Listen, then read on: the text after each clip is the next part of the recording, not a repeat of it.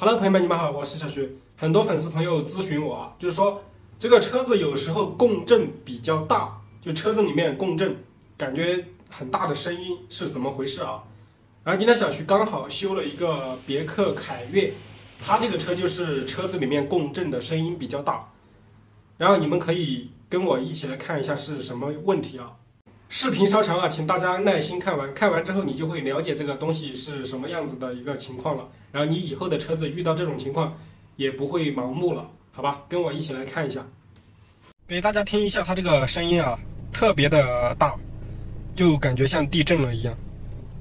可能视频中听不太清楚，但是实际坐在车里面的话，声音是非常的大。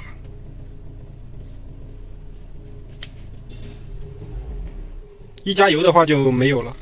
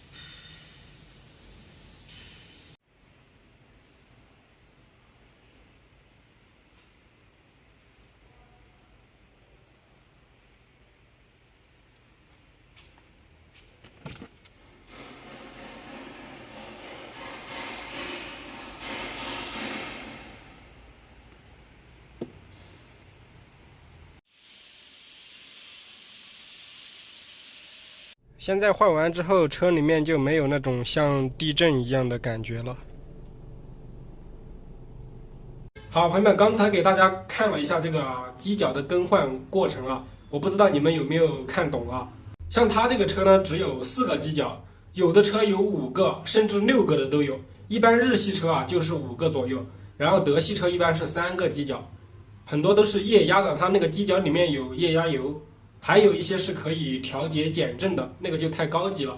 然后你们买的时候呢，可以在网上面购买啊，去修理厂换也可以，自己能换也可以，无所谓啊，只要你是这个停着的状态，比如说挂 D 档或者空档，然后你都感觉车子很震、很发麻的感觉的话，那么基本上啊就是这个机脚损坏了。这种一般是10万公里左右，它就容易损坏啊。然后坏的呢，基本上就是左边和右边这2个啊，就是发动机的和变速箱的。然后发动机下部的那个很少坏，一般都是坏这2个。费用的话，像一般的家用车，一般也不会超过1000块钱，除了那些好一点的车啊，会超过1000块钱以上。